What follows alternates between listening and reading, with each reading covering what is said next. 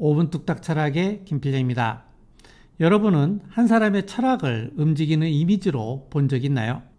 무슨 뚱딴지 같은 소리냐 하시겠지만 제가 오늘 그것을 한번 보여드리겠습니다. 괜히 어그로 끄는 거 아니냐고요? 아니에요. 오늘은 비트겐슈타인의 논리철학 논구에서 말하는 논리 공간을 세포 자동자 개념을 이용해서 움직이는 이미지로 한번 설명을 해보겠습니다. 잠시 시작하겠습니다.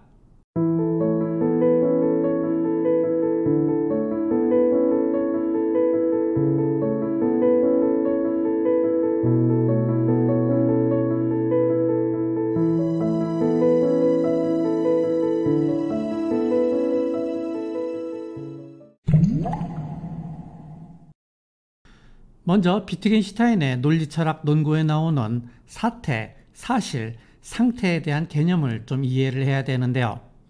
이전 영상을 보고 오셔도 되고요. 아니면 간단하게 제가 한번 설명을 해보겠습니다. 커다란 방 안에 고양이 한 마리가 공을 가지고 놀고 있다고 합시다. 방은 노란색, 고양이는 하얀색, 공은 파란색이라고 합시다. 그런데 이 방은 노란색이 아니라 빨간색일 수도 있었고 고양이는 하얀색이 아니라 검은색일 수도 있었으며 공은 파란색이 아니라 초록색일 수도 있었다고 합시다. 아무튼 지금 이 방은 노란색, 고양이는 하얀색, 공은 파란색입니다. 사태란 가능적인 것을 말합니다. 예컨대 이 방은 노랗다는 사태도 있을 수 있고 이 방은 빨갛다는 사태도 있을 수 있습니다. 고양이는 하얗다는 사태도 있을 수 있고 고양이는 검다는 사태도 있습니다. 그리고 공은 파랗다는 사태도 있을 수 있고 공은 초록색이다 라는 사태도 있을 수 있습니다. 하지만 사실은 이 방은 노랗고 고양이는 하얗고 공은 파랗다입니다. 상태라는 개념도 있는데요. 사실 비트겐의 상태라는 개념은 여러 가지 의미로 사용되지만 우리의 이야기의 맥락에 맞게 설명을 하면 이렇습니다. 상태는 여러 사태들의 가능성을 의미하는 것이라고 말할 수 있습니다. 예를 들어 여기에는 8가지 상태가 있죠. 노란방, 흰고양이, 파란공, 노란방, 흰고양이, 초록공, 노란방, 검은고양이, 파란공, 이렇게 해서 마지막으로 빨간방, 검은고양이, 초록공, 이렇게 8가지 상태가 있을 수 있습니다. 자, 그런데 비트겐슈타인에 따르면 언어는 세계를 그림처럼 보여줄 수 있죠.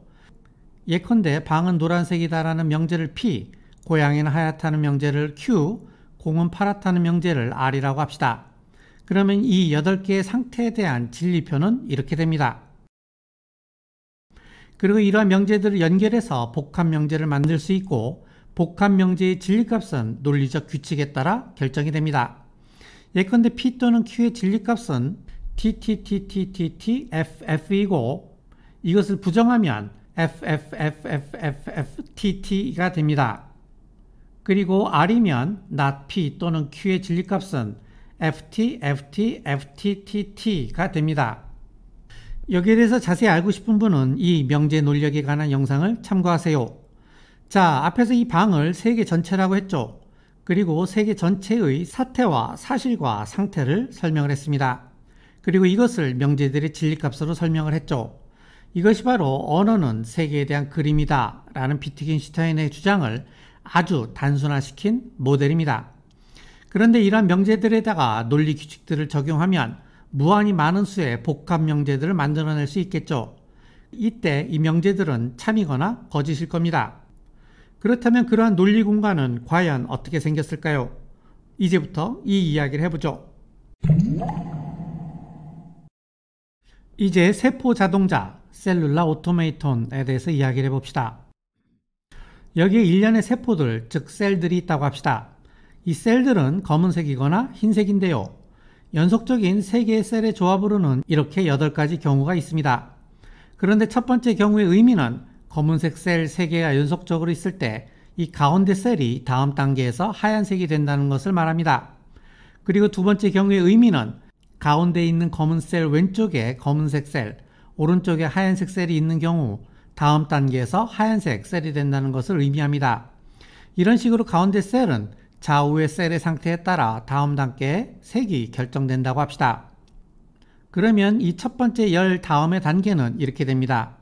또 그 다음 단계는 이렇게 되고 또 그 다음 단계는 이렇게 됩니다. 이런 식으로 계속해서 이어질 겁니다.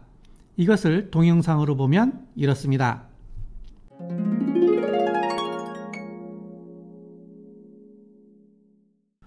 자, 그런데 이게 비트겐슈타인의 논리공간과 도대체 무슨 관계가 있을까요? 곰곰이 한번 생각해보죠. 여기에서 하나의 셀은 하나의 명제를 가리킵니다. 이 셀은 이 방은 노랗다는 명제이고, 이 셀은 고양이가 하얗다는 명제이고, 이 셀은 고양이가 파랗다는 명제라고 합시다. 각각의 명제들은 두 개의 사태를 가질 수 있죠. 참 아니면 거짓입니다. 여기에서 하얀색 셀은 거짓을 가리키고 검은색 셀은 참을 가리킨다고 합시다. 그러면 참과 거짓이 있는 세 개의 셀로 조합이 될 수 있는 경우의 수는 8가지예요. 그 진리표가 바로 이것입니다. 이 진리표를 셀열로 나타낸 것이 이것입니다. 그리고 각각의 명제들을 논리적으로 연결하면 이처럼 새로운 참과 거짓의 값이 결정이 되죠. 이것이 바로 두 번째 열입니다. 또 그 앞에 명제들을 논리적으로 연결하면 새로운 참과 거짓의 값이 결정이 되죠. 이것이 바로 세 번째 열입니다. 이렇게 무한하게 논리적으로 연결할 수 있습니다. 그러므로 이 검은 셀들은 세계 내의 사실들의 집합을 가리키고 있는 겁니다. 그렇다면 이런 규칙의 종류는 몇 가지가 있을까요? 그것은 2의 8승계, 즉 256가지가 있습니다. 이 규칙들마다 패턴이 다 달라지겠죠. 몇 가지 패턴을 한번 봅시다.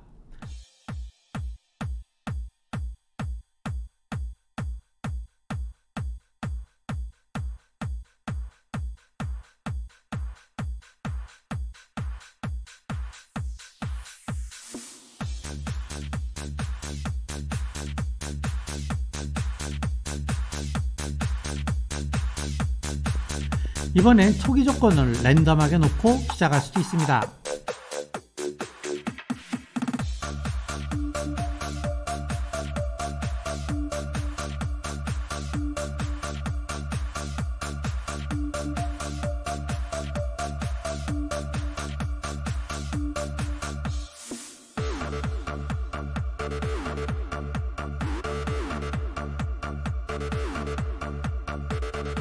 이처럼 어떤 규칙이 주어졌을 때 전개된 패턴이 바로 논리공간에서의 참인 명제들이라고 할 수 있습니다. 그런 의미에서 바로 이러한 패턴을 비트겐슈타인의 논리공간이라고 말할 수 있다는 겁니다. 앞에서는 셀들을 1차원으로 늘여놓았었는데요. 셀들을 2차원 평면으로 확장해서 볼 수도 있겠죠. 영국의 석자 콘웨이는 이런 2차원 평면 셀들이 다음 세대에 살지 죽을지를 정하는 규칙을 만들었습니다. 규칙 1. 죽은 셀의 이웃 중 정확히 3개가 살아있으면 그 다음 세대에서 그 셀은 살아난다. 여기 그림에서와 같이 가운데 셀이 죽어있는데 그 주변의 8개 셀 중에서 1, 2, 3, 3개의 셀이 살아있으면 그 다음 세대에서 이 가운데 셀은 살아난다는 말입니다. 규칙 2. 살아있는 셀의 이웃 중에 2개나 3개가 살아있으면 그 다음 세대에도 그 셀은 살아남는다. 여기 그림과 같이 가운데 셀은 살아있는데 그 주변의 8개 셀 중에서 2개나 3개가 살아있으면 다음 세대에서 이 가운데 셀은 계속 살아남는다는 말입니다. 규칙 3. 그 밖의 경우에 다음 단계에서 가운데 셀은 죽는다. 자, 이걸 테스트 해봅시다. 이거 라이프라는 앱인데요. 여기서 한번 돌려보죠. 여기에 들어가면 여러가지 패턴들이 세팅되어 있습니다. 글라이더도 있고요. 라이트웨이트 스페이스쉽, 블링커, 토드, 비콘, 펄사 여러가지가 있습니다. 몇 가지 한번 보죠.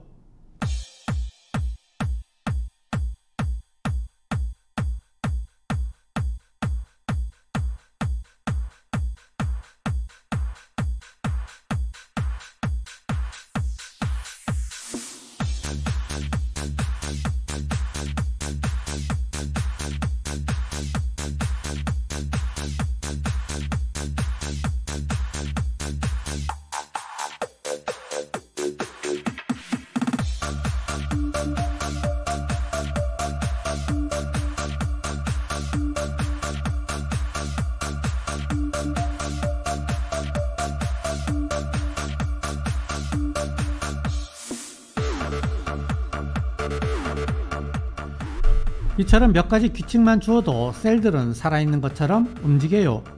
그래서 이것을 게임 오브 라이프라고 합니다. 게임 오브 라이프는 코딩 짜는 사람의 노가다와 수학적 마인드와 컴퓨터 기술이 만들어낸 장난감이라고 할 수 있습니다. 이건 CA2D라는 앱인데요. 여기에는 초기 값을 랜덤하게 세팅해 놓고 여러가지 규칙들을 적용해 볼 수 있는 앱입니다. 메뉴에 보면 몇 가지 룰들이 있는데요. 한 30가지 룰들이 들어가 있습니다. 몇 가지 해보죠.